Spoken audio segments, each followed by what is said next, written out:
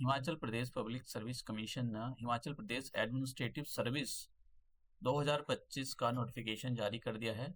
तो ये इनकी ऑफिशियल वेबसाइट है और मैं यहाँ पर थोड़ा सा कुछ कहना चाहता हूँ कि आप किसी भी थर्ड पार्टी से कोई भी इनका डॉक्यूमेंट या पीडीएफ डाउनलोड ना करें। इनका नोटिफिकेशन का आयोग की ऑफिशियल वेबसाइट पर आप जाएं। इन्होंने साफ साफ लिखा हुआ है। देखो उसका एक रीजन क्या है। पीछे अभी काफी न्यूज थी कि अगर आप किसी भी पीडीएफ को डाउनलोड करते हो, पीडीएफ को ये कन्वर्ट कराते हो पीपीटी या किसी भी फॉर्म में, तो इन्होंने अपनी वेबसाइट जो भी ये करते हैं, कन्वर्ट करते हैं, उन्होंने अपनी वेबसाइट में वायरस या डाल दिए गए या उन्होंने डाले हैं किसी ने।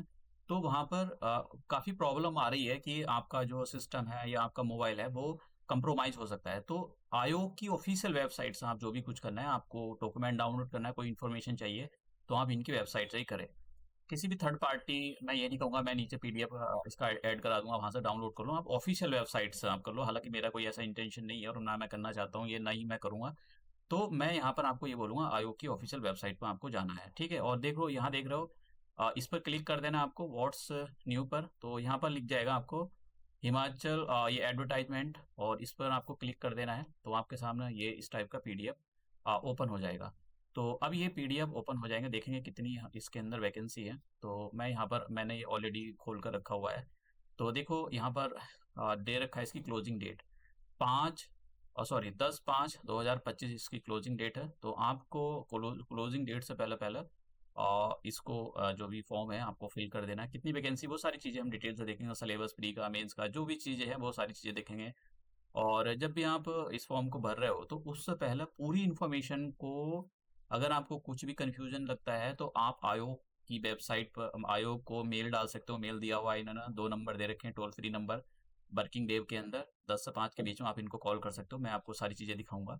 तो पहले देखते हैं हम कि आपके पास कौन कौन सी क्वालिफिकेशन होनी चाहिए, और क्या आप इस फॉर्म को भर सकते हो, क्या जो फाइनल ईयर के एग्जाम बच्चे बैठेंगे वो भर सकते हैं या नहीं भर सकते।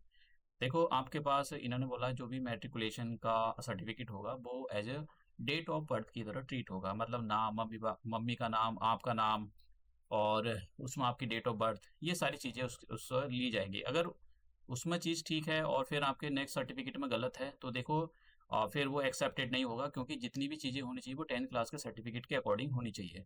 बैचलर डिग्री आपकी कैसी हो सकती है, या तो अलग अलग 3 साल की अलग अलग डिग्री हो सकती है कि भाई आपको फर्स्ट ईयर, सेकंड ईयर, अगर आपने बीएससी या बीए किया है या बीटेक किया है तो वो अलग अलग हो सकती है। और या फिर एक ही हो सकती है कंसोलिडेटेड फॉर्म में, वो सब एक्सेप्टेड होगी। बस कंडीशन ये है कि वो जितने भी आपके पास सर्टिफिकेट हैं वो 2 नंबर के इलीगल नहीं होने चाहिए। ये वाला सर्टिफिकेट नहीं होना चाहिए कि भाई बीएससी करें, यहाँ से बीए करें, फेल पास 12th वाला, ये नहीं होना चाहिए। आपके पास जेन्युइन सर्टिफिकेट होना चाहिए आपके पास, चाहे वो प्राइवेट यूनिवर्सिटी का हो, सरकार का जो स्टेट गवर्नमेंट, और या सरकार जिस गवर्नमेंट ऑफ इंडिया के द्वारा कोई यूनिवर्सिटी को रिकग्नाइज किया गया है तो उसका सर्टिफिकेट होना चाहिए। किसी भी फ्रॉड सर्टिफिकेट नहीं होना चाहिए यहाँ पर। ये इन्होंने जो भी जितनी वैकेंसी है वो दे रखी है। हिमाचल प्रदेश एडमिनिस्ट्रेटिव सर्विस की 2 वैकेंसी है, एक जनरल वालों के लिए है और एक जो है रिजर्व है। तो जनरल वालों का मतलब ये होता है कि दूसरे स्टेट के लोग भी अप्लाई कर सकते हैं यहाँ पर, समझ गए हो। तो वो जनरल की कैटेगरी में होंगे, चाहे वो दूसरे स्टेट के एससी हो या एसटी हो या दूसरी क्लास से आते हो, ओबीसी आते हो, वो सब हिमाचल प्रदेश के अंदर जनरल की कैटेगरी में काउंट होंगे। और अगर वो लोग अप्लाई करते हैं तो वो जनरल की कैटेगरी में अप्लाई होते हैं, जनरल की ही उनको फीस देनी पड़ेगी, ठीक है। तो उनके लिए यहाँ पर हिमाचल एडमिनिस्ट्रेटिव सर्विस के लिए एक वैकेंसी है।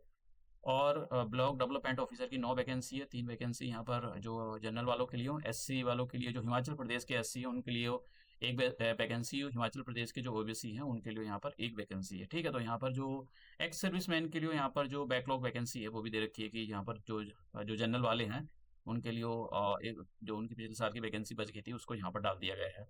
अब बात करते हैं यहाँ पर तहसीलदार की। तो देखो तहसीलदार की यहाँ पर 9 वैकेंसी है, जनरल वालों के लिए वो 4 वैकेंसी, एससी वालों के लिए यहाँ पर 2 वैकेंसी है और एक बैकलॉग वैकेंसी है, ठीक है। ओबीसी वालों के लिए यहाँ पर एक वैकेंसी, ये भी बैकलॉग वैकेंसी। बैकलॉग वैकेंसी का मतलब जो पिछले साल आई थी लेकिन वो भरी नहीं गई, तो वो वैकेंसी है यहाँ पर। और एडमिन असिस्टेंट कमिश्नर की यहाँ पर 10 पोस्ट हैं, तो 5 जनरल वालों के लिए हैं, और देख लेना आप। अब मैं यहाँ पर ये कहना चाहता हूँ कि अगर आप हिमाचल प्रदेश में अपनी सर्विस देने के लिए जा रहे हो, आपका इंटेंशन है मैं हिमाचल प्रदेश में सर्व करना चाहता हूँ, तो आप बहुत अच्छा स्टेट है। आप अपने मन में ऐसी कोई इंटेंशन लेके के ना जाए कि मैं वहाँ पर खूब पैसे कमाऊँगा, करप्शन करूँगा। देखो हिमाचल प्रदेश एक छोटा-सा स्टेट है, बहुत प्यारा स्टेट है, हर साल ये जॉब निकलती है। तो आप कोई भी दूसरे स्टेट का हो या हिमाचल प्रदेश का स्टेट का हो, हिमाचल प्रदेश के डेवलपमेंट में अपना अपना योगदान दें, ना कि वहाँ पर इस इंटेंशन जो है ना करप्शन करना। मैं सभी के लिए बोलता हूँ, अभी बहुत सारे जनरली होता क्या है कि जो आईएएस, आईपीएस ऑफिसर होते हैं, वो करप्शन में इन्वॉल्व होते हैं। ठीक है? जनरली ये पोस्ट तो उनकी जो इमेज होती है वो खराब कर दी गई, मतलब उन लोगों ने जो है एक मछली पूरे तालाब को गंदा कर देती थी। तो कुछ लोगों ने मिलकर वो आईएएस आईपीएस ऑफिसर की जो एक इमेज होती है, जो एक ओवरऑल रेपुटेशन होती है, कहीं ऑल इंडिया लेवल पे उसको एक डेंट, अगर आप किसी को देखो तो वो यही सोचता है, किसी अरे ये करप्ट होगा, आईपीएस ऑफिसर अरे ये करप्ट होगा। तो ऐसा अगर आप एग्जाम्पल सेट करोगे, ये सारी सोच पे जाओगे, तो फिर तो देखो किसी का भी डेवलपमेंट नहीं होगा। तो मैं यही बोलूँगा फिर लास्ट में कि आपको इस स्टेट को सर्व करना है, इसके डेवलपमेंट में आगे बढ़ाना है, तो आपको वहाँ पर करप्शन जैसी इन सारी चीज़ों से दूर रहना है, एक्सपोज़ करना है अगर कहीं ऐसा कुछ हो भी रहा है तो आपके डिपार्टमेंट या कहीं भी। फिर जो भी इसमें मतलब भारत और मतलब सिटीज़न ऑफ इंडिया के लोग अप्लाई कर सकते हैं, ऑल इंडिया से अप्लाई कर सकते हैं, ठीक है? क्वालिफ़िकेशन के बारे में बैचलर डिग्री आपके पास होनी चाहिए, 33% मार्क्स हो पास, या फिर आपके पास बीएससी, बीए, बीटेक कुछ भी हो, आपके पास एक डिग्री होनी चाहिए। और ऐसे कैंडिडेट जो फाइनल ईयर के एग्ज़ाम में अपीयर हुए हैं लेकिन उनका रिज़ल्ट अभी तक नहीं आया, वो भी अप्लाई कर सकते हैं, या जो फाइनल ईयर का एग्ज़ाम में मतलब देने के लिए जा रहे हैं तो वो भी अप्लाई कर सकते हैं, लेकिन वो प्रोविज़नली एक्सेप्टेड होंगे। इसके रिगार्डिंग मैं यहाँ पर ये बोलूँगा कि आप आयोग से एक बार पूरी तरह से अच्छे से क्लियर कर लो कि भाई हम क्या-क्या सर्टिफ़िकेट लगेंगे हमको देने के लिए, क्या हम बैठ सकते हैं, नहीं बैठ सकते, कहाँ तक बैठ सकते हैं, प्री में बैठ सकते हैं, मेंस में, इंटरव्यू में, कब तक। ये तो ये सारी चीज़ें एक बार आप जो है आयोग से डिस्कस कर लो, क्योंकि यहाँ पर पूरा जो है इतने अच्छे से डिफ़ाइन भी नहीं है। तो अगर आप इसको पढ़कर पूरा सोचने लगो तो आपको एक बार पढ़ लेना चाहिए पूरा डॉक्यूमेंट, जो भी पीडीएफ है, इसको आयोग की वेबसाइट से डाउनलोड कर, मैं अपने लिए तो नहीं बोलूँगा कि मैं इसको डालूँगा, हालाँकि मैं डालूँगा फिर भी, लेकिन आपको आयोग की वेबसाइट से ही इसको डाउनलोड करना चाहिए। और जो मेडिकल एग्ज़ाम के कैंडिडेट होते हैं, जो जैसे एमबीबीएस, उन्होंने फाइनल कर लिया है, लेकिन उनका जो एक इंटर्न होता है, वो बचा हुआ है। तो आपको ये ऐसे जो स्टूडेंट्स हैं, वो भी अप्लाई कर सकते हैं, जिनका इंटर्न बचा हुआ है, फाइनल हो चुका है, तो वो भी अप्लाई कर सकते हैं, ठीक है? आयोग से एक बार यहाँ पर बात कर लेना। वैसे उन्होंने बोला है कि भाई आपको जो भी सर्टिफ़िकेट लगाने हैं, आप इसको एक बार पढ़कर जो है, एक बार देख लेना। आयोग की मुझे एक अच्छी बात लगती है, आयोग इंग्लिश में निकालता है। मतलब हिमाचल प्रदेश के लोग अच्छी बात है हिंदी भी जानते हैं, लेकिन ये आयोग की अच्छी बात ये है कि हिंदी में नहीं निकालता, नोटिफ़िकेशन इंग्लिश में निकालता है। हालाँकि इन्होंने दोनों में निकालना चाहिए, लेकिन अच्छी बात लगती है मुझको कि ये जो है इंग्लिश में नोटिफ़िकेशन निकालते हैं। आप किसी का भी ले लो, हिमाचल प्रदेश का उसका ले लो, उत्तराखंड का, यूपी का, एकदम पूरा उनकी हिंदी होती है, और हिंदी भी ऐसी, बस सुभान अल्लाह। चलो ठीक है। तो अब बात करते हैं हम यहाँ पर कि कुछ डिज़ायरेबल क्वालिफ़िकेशन माँगी हुई कि अगर भाई आप दूसरे स्टेट के हो तो आपको हिमाचल प्रदेश के कस्टम, मैनर्स और डायलेक्ट्स के बारे में पता होना चाहिए। ठीक है? वहाँ के लोग कैसे रहते हैं, क्या उनका खाना-पीना, ड्रेस, ये सारी कस्टम वगैरह ये पता होने चाहिए। देखो, आपसे उम्मीद ये की जा रही है कि आप हिमाचल प्रदेश के लोगों को सर्व करने के लिए जा रहे हैं, तो आपको उनके अकॉर्डिंग चलना पड़ेगा, ना कि फिर आप यहाँ का कस्टम और उन पर जाकर थोपने लगो, तो वो नहीं बदल सकते। इसलिए आपको उनके अकॉर्डिंग जो है चलना पड़ेगा, आपको नॉलेज होनी चाहिए। और इस टाइप के जो क्वेश्चन है, ऐसा नहीं कि आपसे प्री में पूछे जाएँ, प्री में तो पूछे जाते हैं, वो सबके लिए होते हैं, मेंस में भी पूछे जाते हैं, लेकिन जब आप इंटरव्यू देने के लिए जाओगे, तो आपसे वहाँ पर हो सकता है, जब जैसे बोलोगे आप किस स्टेट से बिलॉन्ग करते हो, तो आप बोलोगे कि मैं यूपी, बिहार, जो जो भी स्टेट है, तो फिर वो आपसे क्वेश्चन पूछना, क्यों आए हो सर्व करने के लिए? बहुत सारी चीज़ें आपसे जो है क्वेश्चन पूछना मतलब शुरू कर देंगे। तो वो ऐसी-ऐसी चीज़ें पूछेंगे ये, ठीक है? तो ये सारी चीज़ें। अब ऐज के बारे में बात कर लेते हैं, तो ऐज जो है यहाँ पर मिनिमम 21 साल और मैक्सिमम 35 साल होनी चाहिए। अब ये जो मिनिमम ऐज है और मैक्सिमम ऐज है, ये किस डेट के अकॉर्डिंग डिसाइड होगी? 1 जनवरी 2025 की डेट के अकॉर्डिंग ये डिसाइड होगी। अब यहाँ पर एज रिलैक्सेशन दिया गया है, जो हिमाचल प्रदेश के शेड्यूल कास्ट, शेड्यूल ट्राइब और अदर बैकवर्ड क्लासेस हैं, या फिर पर्सन्स विद डिसेबिलिटीज़, तो उनको यहाँ पर पढ़ लेना, आप जिस भी कैटेगरी में आते हो, 5 साल का एज रिलैक्सेशन दिया गया है। अगर आप जनरल कैटेगरी से आते हो तो 5 साल आपको, 35 साल आपकी जो है एज होगी, और आपको कोई एज रिलैक्सेशन नहीं दिया जाएगा। दूसरे स्टेट के अगर वहाँ पर जाते हो फॉर्म फिल करने के लिए और उनकी एज 35 साल से ज़्यादा हो गई है, तो वो फिर एज रिलैक्सेशन वो क्लेम नहीं कर सकते, उनको एज रिलैक्सेशन नहीं दिया जाएगा, ठीक है? मिनिमम एज आपकी 21 और मैक्सिमम एज 35 साल होनी चाहिए, ऐसा आयोग ने बोला है, ठीक है? और एक बार आप नोटिफ़िकेशन ज़रूर पढ़ लेना। और एक्स सर्विसमैन के लिए भी यहाँ पर दे रखा है, तो आप एक बार उसको पढ़ लेना अगर आप एक्स सर्विसमैन से बिलोंग करते हो। मैं जरूर बोलूँगा आपको डॉक्यूमेंट को पढ़ लो, अगर कुछ समझ में नहीं आता तो आयोग से एक बार बात कर लो, आयोग ने बोला हुआ है साफ साफ। ठीक है। अब यहाँ पर जैसे मैंने बोला कि जो भी आपका डेट ऑफ बर्थ होता है, जो बेसिक सी चीज़ें होती है, मम्मी का पापा का नाम क्या होता है, वो सारा आपका 10th क्लास की एक सर्टिफिकेट होता है, तो उसके हिसाब से चेक होता है। तो उसमें गलत है, उसमें सही है, फिर आगे गलत है, तो देखो फिर वो अनएक्सेप्टेड होगा। अब 5 साल का मैंने एज रिलैक्सेशन आपको बता ही दिया, जो हिमाचल प्रदेश के एससी एसटी ओबीसी उनको दिया गया है। आप जिसका इस कैटेगरी में आते हो तो ठीक है, नहीं आते हो और आपकी एज 35 साल हो गई है, जनरल कैटेगरी से बिलोंग करते हो, तब आपका ये मुश्किल है। एग्जाम कहाँ पर होता है? बिलासपुर, चंबा। जनरली ये होता है कि अगर जहाँ पर आप सपोज करो आपने मंडी या फिर शिमला के अंदर एग्जाम दे दिया, वो सेंटर फिल कर दिए हैं, पूछा जाता है आपसे जब आप एग्जाम भरोगे तो आपको वहीं पर मिल जाता है। ठीक है, बहुत ही कम रेयर, मतलब वहीं मिल जाएगा, सोचो। ठीक है, ऐसा कुछ नहीं होगा कि आपको भाई आपने सोलान के अंदर वाला फिर उन्नाव के अंदर आपको दे दिया जाएगा, मतलब हो ही जाता है। इतने बच्चे भी नहीं भरते, लेकिन भरते हैं जिस हिसाब से वैकेंसी कम होती है उस हिसाब से काफ़ी जो है स्टूडेंट्स अप्लाई करते हैं, दूसरे स्टेट के भी अप्लाई करते हैं। ये वेबसाइट है इनकी, वेबसाइट मैंने इनको दिखाई दी, आपको कैसे अप्लाई करना है ये भी सारी चीज़ें मैं बता दूँ आपको। ठीक है, इसमें एक वन टाइम रजिस्ट्रेशन करना पड़ेगा, जो थोड़ी सी इन्फॉर्मेशन होती है बेसिक सी, वो आपको डालना पड़ेगा, ईमेल मोबाइल नंबर आप ठीक ठाक डालना, क्योंकि उससे से आपका जो है वो कम्युनिकेशन जो होगा वो उसी के थ्रू होगा। आयोग आपको नोटिफाई कर देता है जब भी एक तो आपके नंबर पर मैसेज आ जाता है कि भाई एडमिट कार्ड डाउनलोड कर लो, और एक आपकी वेबसाइट पर भी आ जाता है। ठीक है, वैसे भी इनकी ऑफिशियल वेबसाइट में आपको विजिट करते रहना चाहिए। और एग्ज़ाम आपका लगभग लगभग 4 या 3 मंथ के अंदर आपका एग्ज़ाम भी हो जाएगा, 4 5, इससे ज़्यादा नहीं लेगा, ज़्यादा नहीं टाइम लगेगा, 4 मंथ लगा लो बस, इतने मंथ के अंदर आपका एग्ज़ाम हो जाएगा। पहले से तो डिसाइड नहीं करते, लेकिन हो जाता है, जनरली यही देखा गया है। कभी कभार हो भी गया है कि लेट हो गया। फीस कितनी होती है? जो हिमाचल प्रदेश के जनरल कैंडिडेट होते हैं और जनरल फिजिकली डिसेबल पर्सन है, उनके लिए यहाँ पर 600 रुपये फीस रखी गई है, और जो दूसरे स्टेट के लोग होते हैं, चाहे वो मेल हो फीमेल हो, उनके लिए यहाँ पर 600 रुपये फीस है।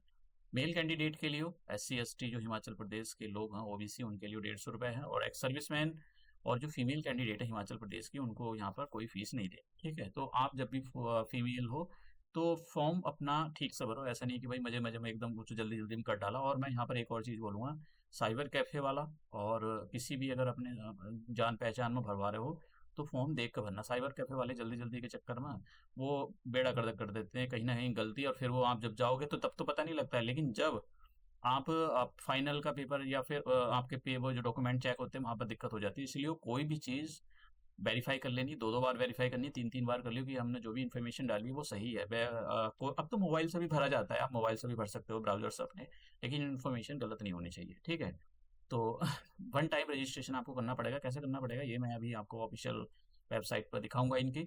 और एग्जाम आपका 3 कैटेगरी में होता है। प्री होता है जिसको स्क्रीनिंग टेस्ट भी बोलते हैं, प्रीलिम एग्जाम भी बोलते हैं, यूपीएससी का पैटर्न ये है इनका। मेन एग्जाम हो गया और पर्सनैलिटी टेस्ट होते हैं। अब प्री के अंदर 2 पेपर होते हैं, एक तो आपका जिसको हम सी सेट बोल दो, और एक जनरल स्टडीज का पेपर बोल दो। दोनों ऑब्जेक्टिव टाइप के होते हैं, 200 मार्क्स के होते हैं, 100 क्वेश्चन आते हैं उसके अंदर, और टाइम आपको 2 घंटे का मिलता है।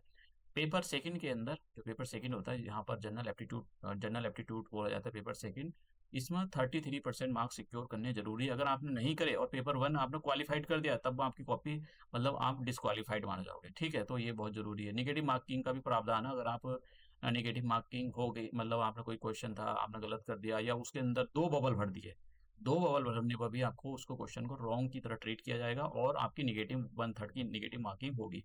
तो स्पेशली इस पर ध्यान देना, अपनी जो निगेटिव मार्किंग होती है प्रीलिम के अंदर, उसको कम से कम मिनिमाइज करें। आपको पढ़ना चाहिए, देखो पढ़ना चाहिए, ऐसा नहीं होता कि ये बड़े एग्जाम है, ये कोई ऐसा नहीं कि मुंह उठाओ चल दो साहब कि हम पेपर देने के लिए जा रहे हैं। मत जाओ पेपर देने के लिए, उससे अच्छा होगा टाइम बच जाएगा आपका, आप कुछ काम कर लो। क्योंकि ये कोई ऐसा थोड़ी है कि भाई तुक्केबाजी में 1 2 क्वेश्चन आपने ठीक कर दिया तो आपका पूरा प्री प्री निकल जाएगा। पेपर सेकंड जनरल जो एप्टीट्यूड टेस्ट है, बहुत फाड़ू पेपर आता है इसका, समझ गए आप।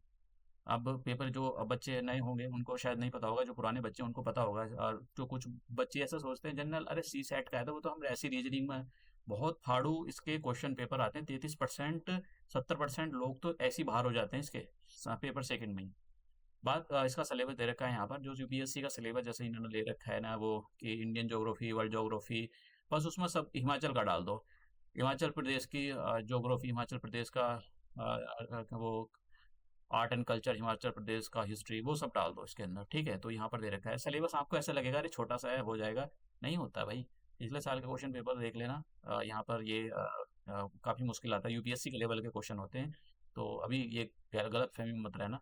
3-4 मंथ का टाइम सफिशिएंट होता है। अगर आप उसके डेडिकेशन के साथ बिल्कुल झुक जाते हो तो 4 मंथ में आपके साथ आपका निकल जाएगा। मैं बहुत सारी पिछले साल मैंने इकोनॉमिक सर्वे सॉल्व कराया था हिमाचल प्रदेश का, काफ़ी सारे क्वेश्चन आए थे। सीसेट तो मैं अलग कराता ही हूँ इसका।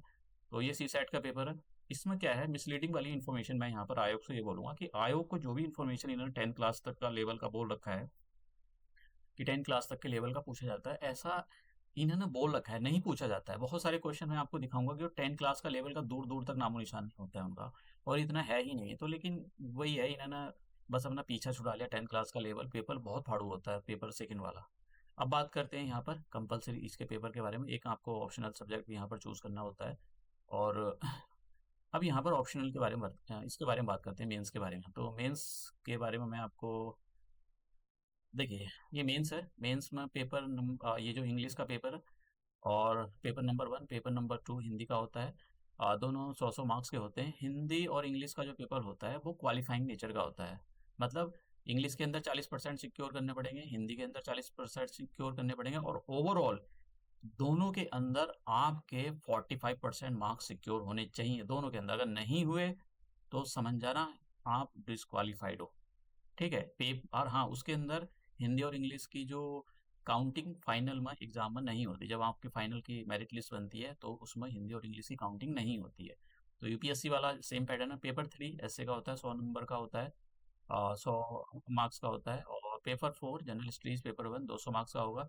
Paper 5 general studies paper second 200 marks का होता है। Paper 6 general studies paper second, और ये आपका 200 मार्क्स का होता है। एक ऑप्शनल चूज करना पड़ता है, 100-100 मार्क्स के उसके 2 पेपर होते हैं। तो ऑप्शनल 31 ऑप्शनल है, कुछ भी ले सकते हो। लेकिन दोस्त के चक्कर में, इसके चक्कर में, टॉपर के चक्कर में कुछ भी मत ले लेना, समझ रहे हो आप? जो आपको आता है वही लेना। कभी कुछ लोग तो मतलब टॉपरों के पीछे पड़े थे। अरे भैया, टॉपरों का अपना नॉलेज सिस्टम है उनका, उन्होंने अपने हिसाब से हिस्ट्री ज्योग्राफी मैथमेटिक्स जो भी कुछ लिया है उन्होंने अपने हिसाब से, उनको नॉलेज है। तुमको किसमें नॉलेज है? तो अपने जिसमें आपको नॉलेज, आपको लगता है कि भाई मैं इसमें कर पाऊंगा या कर पाऊंगी, उसी को चूज करना है। ऐसा नहीं कि कुछ भी उठाया साहब एकदम भर दिया, कि ऑप्शनल दे रखा है कुछ भी भर दो, ऐसा नहीं होता। ये आधे आधों का तो फेलियर यही हो जाता है यहाँ पर। अरे ऑप्शनल आपका मेरिट से आपको बहुत ऊपर ले जाता है। मतलब ये कि भाई आपका सिलेक्शन हो, अब तुमने सब्जेक्ट ऐसे सड़े हुए भर दिए उसमें कि भाई ठीक है, दोस्त ने भरा था मैं भी भर देता हूँ। हमेशा वो भरो जिसमें आपने ग्रेजुएशन करी है या फिर जिसमें आपको एक्चुअल में नॉलेज है। ये मत भरो कुछ भी एकदम, कभी पता लगा कुछ भी भर डालो। ये जो पेपर हिंदी और इंग्लिश के पेपर होते हैं, यहाँ पर हिंदी और इंग्लिश के मेंस की बात कर रहा हूँ यहाँ पर। ये इनका जो लेवल होता है वो 12th लेवल का होता है। और जो बाकी पेपर होते हैं जैसे इकोनॉमिक स्टैटिक्स, इनका जो लेवल होगा वो ग्रेजुएशन लेवल का होगा, जैसे बीएससी या बीए का लेवल का होगा। ठीक है। तो ये मैंने आपको मेंस के बारे में इन्फॉर्मेशन दी। इंटरव्यू कभी और दिन डिस्कस, वो इंटरव्यू का नाम आ रहा है, कभी मेंस के सब्जेक्ट पे जो सिलेबस है वो कभी और दिन डिस्कस करेंगे। मैं डाल दूंगा उसका सिलेबस। और पर्सनैलिटी टेस्ट का जो भी आपका मार्क्स मिलते हैं वो उसके मार्क्स आपके मेरिट में लगते हैं। ठीक है। तो ये थोड़ी सी इन्फॉर्मेशन थी, जनरल इन्फॉर्मेशन, ऐसा तो कुछ नहीं है। एक बार आपको इसको पूरे को डॉक्यूमेंट को रीड कर लेना। बहुत सारी इन्फॉर्मेशन ऐसी होती है कि मैं नहीं रीड कर पाया हूँ, आपके काम की हो, तो आपको एक बार पढ़ लेना। ठीक है। मैं यहाँ पर आपको बस इन्फॉर्मेशन दे रहा हूँ कि भाई ऐसा जो है एडवर्टाइजमेंट जो मोटी मोटी इन्फॉर्मेशन है, वैसे मैंने कवर की है सारी, लेकिन फिर भी आप एक बार पढ़ लेना। आप एग्जाम भरने के लिए जा रहे हो, मेरी वजह से आपकी कोई जरा सी भी गलती हो जाए और उसकी वजह से आप बाहर हो जाए, तो आप समझ रहे हो ना कि कितनी बहुत प्रॉब्लम हो जाती है। तो आपको कोई भी ऐसी जो है इन्फॉर्मेशन लगती है जो आपकी काम की, उसको रीड करना चाहिए। हो सकता है 2-3 दिन बाद आप फॉर्म भर लो, अगले सप्ताह भर लेना, कोई दिक्कत नहीं है। लेकिन डॉक्यूमेंट आप अच्छे से रीड करना। यहाँ पर कोई भी दिक्कत है, टोल फ्री नंबर दे रखे हैं 2, 5 बजे के बीच में, जो भी वर्किंग डे होते हैं उसके बीच में। आप संडे पर कॉल करना इनको, तो वो ये आपका फ़ोन उठाएंगे। अच्छा है, आयोग फ़ोन उठा लेता है, ऐसा नहीं कि कभी फ़ोन ही नहीं उठाएगा आपका। तो ईमेल आईडी ये दे रखी है, ईमेल आईडी भी इनको ड्रॉप कर सकते हो। जो भी प्रॉब्लम आप पूछ लेना। तो और मैं फिर से यही करूँगा, देखो, पूछने में कुछ नहीं जाता है। कुछ लोगों को लगता है अरे यार ये हम पूछ लेंगे, हम 30 साल के हो गए, हम पूछेंगे शर्म आएगी। अरे भाई, गलती किसी से भी हो सकती है, एक बूढ़े इंसान से भी गलती हो सकती है, इंसान है। तो आपको गलती नहीं करनी है, पूछ लो, कोई दिक्कत नहीं है। मतलब पूछना अच्छी बात होती है। हाँ, उससे ये पता लगता है कि आपको जो नहीं आता आप उसको एक्सेप्ट करते हो कि ये आपको नहीं आता है और आपने पूछा है उससे। ऐसा नहीं कि आपको वो आता भी नहीं है और फिर भी आप एक्सेप्ट नहीं कर रहे हो कि नहीं आता, तो इसका मतलब आप घमंडी टाइप के लोग हो। तो ये सारी चीज़ें होती हैं यहाँ पर। और ये कैसे फिर इंफॉर्मेशन आपको अपना फॉर्म भरना है, मैं आपको बता देता हूँ। जैसे यहाँ पर वेबसाइट पर आओगे, आयोग की अप्लाई नाउ लिखा है, तो वन टाइम रजिस्ट्रेशन लिखा हुआ है यहाँ पर, OTR, इस पर क्लिक कर देना है। और जैसे इस पर क्लिक करोगे तो आपको न्यू रजिस्ट्रेशन पर, देखो यहाँ पर क्या है, अगर आपने ऑलरेडी रजिस्ट्रेशन कर रखा है, आईडी डालो, पासवर्ड डालो, और यहाँ पर जो भी ये दे रखा है कोड, ये डालो और लॉगिन पर कर देना है। लेकिन आप फर्स्ट टाइम रजिस्ट्रेशन करने के लिए जा रहे हो, तो यहाँ पर आपको न्यू रजिस्ट्रेशन पर क्लिक करना है और देखो यहाँ पर ये इन्फॉर्मेशन आ जाएगी। तो ये मेरी इन्फॉर्मेशन है यहाँ पर, ठीक है। तो आपको ये नहीं करना है बिल्कुल, ये मैं बता रहा हूँ आपको कि कैसे ये आपको फिल करना है। इसको हटा देता हूँ मैं, ये लो। तो थोड़ी सी इन्फॉर्मेशन यहाँ पर जो भी बेसिक सी चीज़ें पूछता है आपको, नंबर, हाँ, मैं यहाँ पर 2-3 चीज़ें आपको बोलूँगा। अपना मोबाइल नंबर और ईमेल आईडी वो ठीक से डालना, क्योंकि प्रॉब्लम ये होती है कि कम्युनिकेशन का वो ऐसा नहीं आपके घर आएँगे या बार-बार वहाँ जाओगे।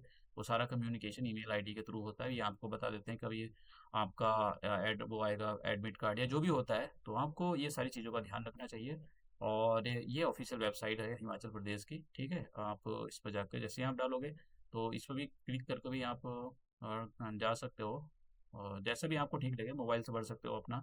ये ऑफिशियल वेबसाइट है हिमाचल प्रदेश की। तो कोई भी गलती नहीं होनी चाहिए इसके अंदर, ये यहाँ पर दे रखा है। और मैक्सिमम 4 मंथ के अंदर आपका एग्ज़ाम हो जाएगा। ऐसा नहीं है कि बहुत ज़्यादा लेट होगा तो भर दिया है, जो दूसरे वाले कब होते हैं। तो एग्ज़ाम डेट भले से ही नहीं हो, लेकिन एग्ज़ाम आपका जल्दी हो जाएगा। तो ये हम यहीं पर एंड करते हैं, और मैं जल्द ही कल परसों से इनकी सारी चीज़ें कोशिश करूँगा कि जल्द से जल्द लेक्चर अपलोड करने की कोशिश करूँ। एक तो सबसे बड़ी दिक्कत यही होती है कि नोटिफ़िकेशन आए, बच्चे तैयारी करें, तो बहुत सारी चीज़ों को देखना पड़ता है। अब बच्चों को लगेगा कि अब तैयारी करनी चाहिए कि नोटिफ़िकेशन नहीं आया। तो ऐसे बच्चों को लिए मैं यही बोलूँगा कि आपको जब भी तैयारी कर रहे हो इस टाइप के एग्ज़ाम की, उसमें टाइम चाहिए होता है, तो आपको ये नहीं देखना कि नोटिफ़िकेशन कब आएगा, फिर लग जाना होता है, ठीक है? तो ये हम यहीं समाप्त करते हैं।